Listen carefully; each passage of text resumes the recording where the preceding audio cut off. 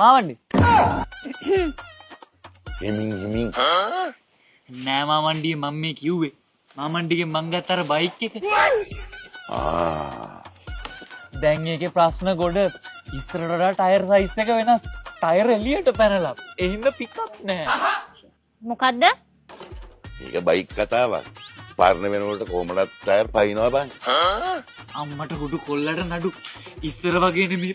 දැන් හොඳටම හීට් වෙනවා පොඩ්ඩක් නැත්තම්. දිග කතාවක් කරගෙන යන්නම බෑ. අනේ යකා වෙනවා. ඕවා ගැන ගන්න කලින් මම කියලානේ තිබුණේ. නිෂ්පාදකයාටම මේව පැමිණිලි කරන්න එපා. වෙලාවට බයික් එකකින් සද්දයක් එනවා. කන කී ගන්නවා. සිස්ටම් එකේම අවුලක්ද දන්නේ. ඔන්න ඔය බයික් එක මෙයාට විකුණලා දාන්න කියන තාත්තේ. පුළුවන් නම් මේ වෙද්දි කරලානේ ඔයි. මාමණ්ඩිට කියන්න මාමණ්ඩි දුන්න බයික් එකේ රෝද දෙකක් බකල්ද කොහෙද? මේ කෙලින් යන ගම රෙදි කඩවල නූලරි කඩවල රින්ගනවා. යන පැත්තට නෙවෙයි යන්නේ. සත්‍ය භයානකයි කොල්ලෝ. ඒවා කමන්නේ නැහැ කියමුකෝ. මේකේ කිසිම හදිසි අවස්ථාවක බ්‍රේක් වැඩ නැහැ. වියදම් වෙද්දි එහෙම බ්‍රේක් අහුවෙන්නේම නැහැ. තිරිංග තද නොනු නිසා පල්ලම් වෙත ගියා සීන් එකක් මට වේගන යනවා. මේ මිනිස්සයා මොනවද කියවන්නේ තාත්තේ?